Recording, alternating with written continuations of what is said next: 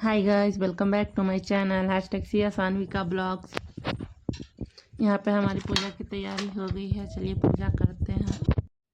बेंगलुरु में मैं कहीं भी वट सावित्री पूजा होते हुए नहीं देखी हूँ, इसीलिए मैं घर पे ही पत्ते ला के घर पे ही पूजा कर लेती हूँ।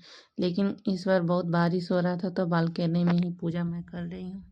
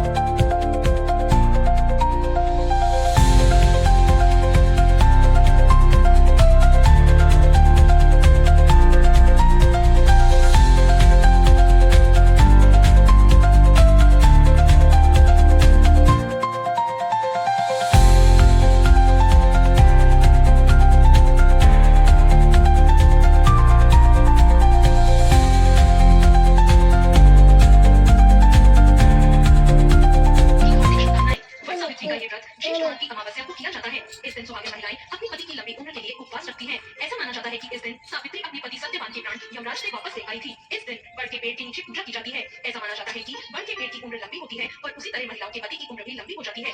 आइए सुनते हैं वट सावित्री की व्रत। एक समय की बात है, भद्र देश के एक राजा थे जिनका नाम अश्वपति था। भद्र देश के राजा अश्वपति के कोई संतान नहीं थी। उन्होंने संतान की प्राप्ति के लिए मंत्रोच्चारण के साथ प्रतिदिन 1 लाख आहुतियां दी। 18 वर्षों तक उन्होंने ये क्रम जारी रखा। इसके बाद सावित्री देवी ने प्रकट होकर वर दिया कि हे राजन, तुझे एक तेजस्वी कन्या पैदा होगी। सावित्री देवी की कृपा से जन्म लेने के कारण कन्या का नाम सावित्री रखा गया। जब वो कन्या बड़ी हुई तो वो बेहद रूपवान हुई। योग्य वर न मिलने की वजह से सावित्री के पिता बहुत दुखी थे। उन्होंने कन्या को स्वयं वर तलाशने भेजा। सावित्री तपोवन में भटकने लगी। वहाँ सर्व देश के राजा घुन सेन रहते थे, क्योंकि उनका राज्य किसी ने छीन लिया था। उनके पुत्र सत्यवान को देखकर सावित्री ने पति के रूप में उनका वरण कर लिया। ऋषि राज नारद को जब ये बात पता चली तो वो राजा अश्वपति के पास पहुंचे और उन्होंने कहा, हे राजन, ये आप क्या कर रहे हैं? सत्यवान बहुत गुणवान है, धर्मात्मा है और बलवान भी है, पर उनकी आयु तो बहुत छोटी है। वो अल्पायु है। 1 वर्ष के बाद ही उनकी मृत्यु हो जाएगी। ऋषिराज नारद की बात सुनकर राजा अश्वपति घोर चिंता में डूब गए।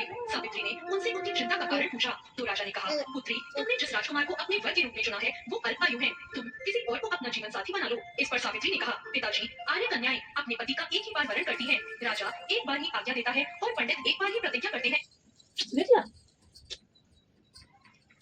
वेट कॉपी नहीं पता सुन लेते ना। वेट 2 मिनट बार ही प्रतिज्ञा करते हैं और कन्या का भी एक बार ही किया जाता है। सावित्री हट करने लगी और बोली, मैं सत्यवान से ही विवाह करूंगी। राजा अश्वपति ने सावित्री का विवाह सत्यवान से करा दिया। सावित्री अपने ससुराल पहुंचते ही सास ससुर की सेवा करने लगी। समय बीतने लगा। नारद मुनि ने सावित्री को पहले ही सत्यवान की मृत्यु के दिन के बारे में बता दिया था। वो दिन जैसे जैसे करीब आने लगा, सावित्री अधीर होने लगी। उन्होंने 3 दिन पहले से ही उपवास शुरू कर दिए। नारद मुनि द्वारा कथित निश्चित तिथि पर उन्होंने पितरों का पूजन किया। हर दिन की तरह सत्यवान उस दिन भी लकड़ी काटने जंगल चले गए और उनके साथ सावित्री भी गई। जंगल में पहुंचकर सत्यवान लकड़ी काटने के लिए एक पेड़ पर चढ़ गए। तभी उनके सिर में तेज दर्द होने लगा। दर्द से व्याकुल होकर सत्यवान पेड़ से नीचे उतर गए। सावित्री अपना भविष्य समझ गई। सत्यवान के सिर को गोद में रखकर अब सावित्री सत्यवान के सिर को सहलाने लगी। तभी वहाँ यमराज आते दिखाई दिए। यमराज अपने साथ सत्यवान को ले जाने लगे और फिर सावित्री उनके पीछे पीछे चल दी। यमराज ने सावित्री को समझाने की बहुत कोशिश की कि ये विधि का विधान है, इसे बदला नहीं जा सकता और तुम्हें साथ नहीं चलना चाहिए, लेकिन सावित्री नहीं मानी। सावित्री की निष्ठा और पतिपरायणता देखकर यमराज ने सावित्री से कहा, हे देवी, तुम धन्य हो, तुम मुझसे कोई भी वरदान मांग सकती हो, लेकिन मेरे पीछे पीछे मत आओ। सावित्री ने कहा, मेरे सास ससुर वनवासी हैं और अंधे भी हैं, आप उन्हें दिव्य ज्योति प्रदान करें। यमराज ने कहा, ऐसा ही होगा, जाओ अब लौट जाओ। लेकिन सावित्री अपने पति सत्यवान के पीछे पीछे चलती रही। यमराज ने कहा, देवी, तुम वापस जाओ। सावित्री ने कहा, भगवान, मुझे अपने पति देव के पीछे पीछे चलने में कोई परेशानी नहीं है, पति के पीछे चलना तो मेरा कर्तव्य है। ये सुनकर फिर से उन्होंने उसे एक और वर मांगने के लिए कहा। सावित्री बोली, हमारे सास ससुर का राज्य छिन गया है, उसे पुनः वापस दिला दे। यमराज ने सावित्री को ये वरदान भी दे दिया और कहा, अब तुम यहाँ से लौट जाओ। लेकिन सावित्री फिर भी पीछे पीछे चलती रही।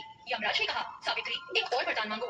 इस पर सावित्री ने कहा कि मुझे 100 संतानों और सौभाग्य का वरदान दो। यमराज ने इसका वरदान भी सावित्री को दे दिया और कहा, सावित्री अब यहाँ से जाओ। सावित्री ने यमराज से कहा, प्रभु मैं तो एक पतिव्रता पत्नी हूँ और मुझे पुत्रवती होने का आपने आशीर्वाद दिया है। ये सुनकर यमराज को सत्यवान के प्राण छोड़ने पड़े। यमराज जान गए कि पुत्र प्राप्ति का ये वरदान मांगकर सावित्री ने उन्हें फंसा लिया है। यमराज अंतर्ध्यान हो गए और सावित्री उसी वट वृक्ष के पास आ गई जहाँ उसके पति का मृत शरीर पड़ा था। सत्यवान अब जीवंत हो गए और दोनों खुशी खुशी अपने राज्य की ओर चल पड़े। दोनों जब घर पहुंचे तो उन्होंने देखा कि माता पिता की आंखें ठीक हो गई है। इस प्रकार सावित्री सत्यवान चिरकाल तक अपने राज्य का सुख भोगते रहे। अतः पतिव्रता सावित्री के अनुरूप ही प्रथम अपने सास ससुर का उचित पूजन करने के साथ ही अन्य विधियों को प्रारंभ करना चाहिए। वट सावित्री करने और इस कथा को सुनने से उपासक के वैवाहिक जीवन और जीवन साथी की आयु पर किसी प्रकार का कोई संकट आए तो वो टल जाता है। तो ये थी